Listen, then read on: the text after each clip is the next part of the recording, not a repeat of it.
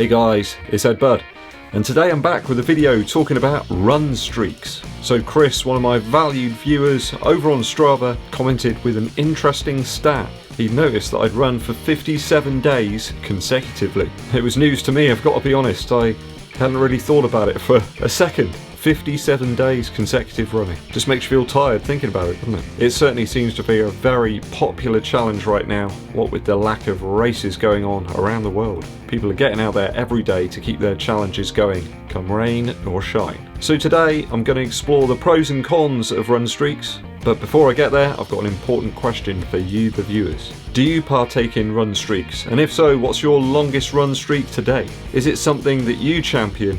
Or do you feel that it can have a negative effect on your enjoyment of running? Let me know down in the comments.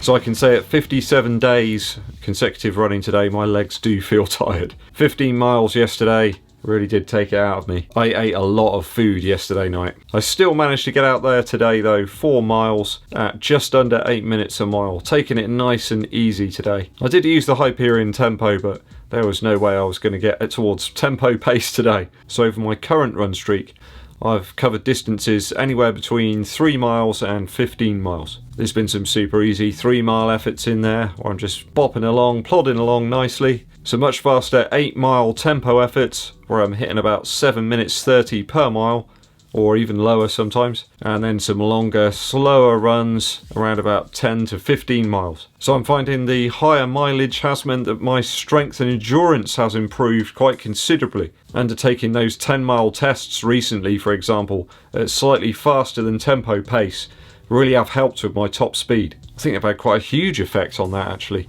Just getting out there consistently really does seem to work. I've hit 50 plus miles over the last 6 or 7 weeks now, and last week just under 60 miles in the week. I think I will pull things back a little bit this week. I don't want to risk burning myself out. I do feel slightly like a candle that has been burning at both ends right now. I have found though that perceived effort of certain paces seems a little bit lower. I think the overall engine here is much more resilient than it was, especially on inclines and some testing terrain. I've even been mixing up the terrains really in the surfaces. Some days I've been heading out into the trail for about 4 miles and then onto some pavement and vice versa. One thing I have tried to do over the course of the last few weeks is to make a number of those miles during the week very sustainable. So hitting some nice, sustainable, consistent paces throughout a run. Nothing too crazy, no lung busters, just making sure that I'm getting some nice, easy miles in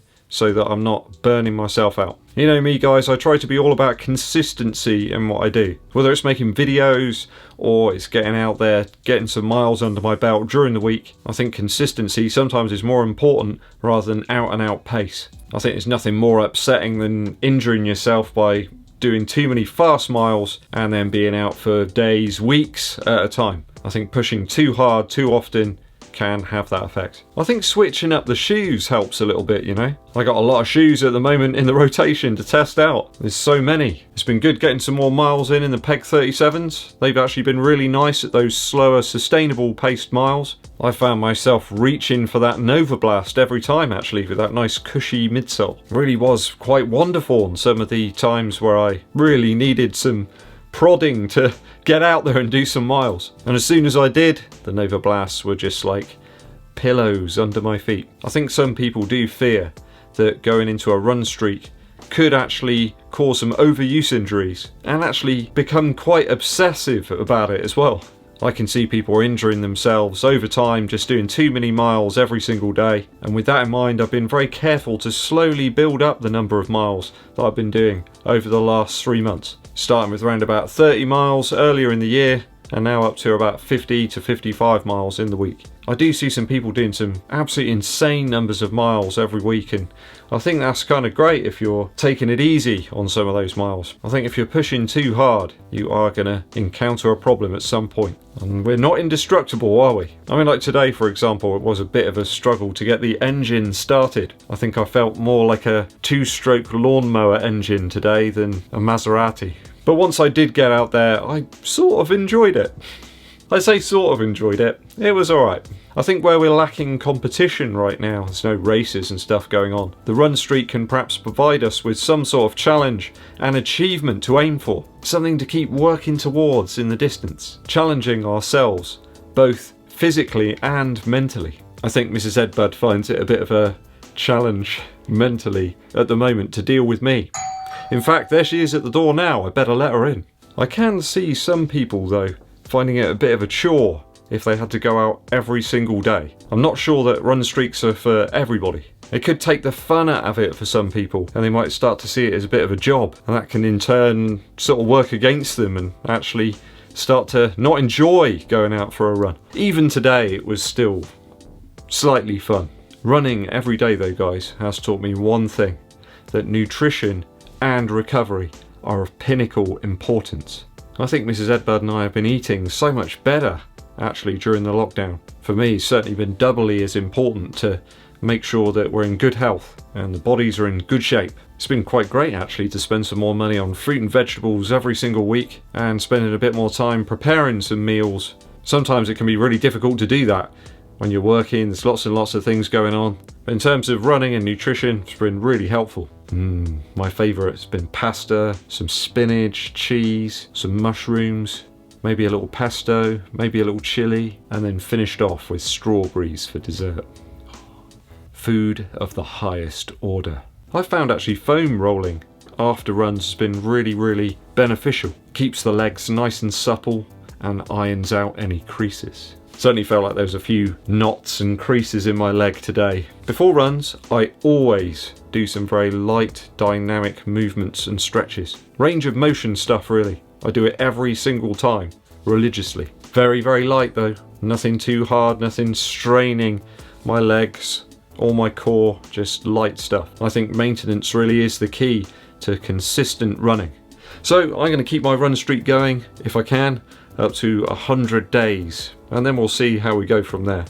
I've got a feeling though that when mini Eddbud appears in August that might be a little bit difficult to continue, but I shall try. Again, let me know your views and opinions on run streaks down in the comments. A musical interlude.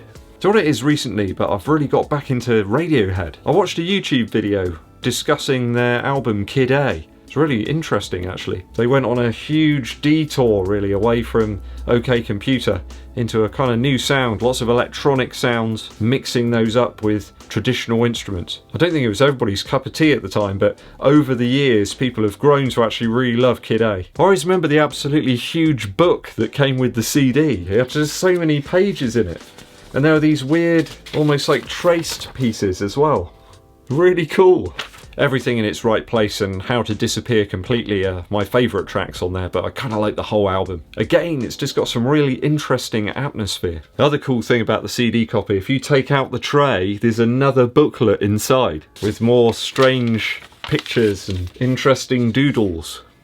That guy looks familiar. So do check that one out, Kid A from Radiohead. Thanks for watching through to the very end of the video, guys. I really appreciate it. If you haven't done so already, hit the subscribe button and click the bell for notifications of when we launch the new videos. It helps the channel out a huge amount if you hit that like button. I think we're at 7,200 subscribers now.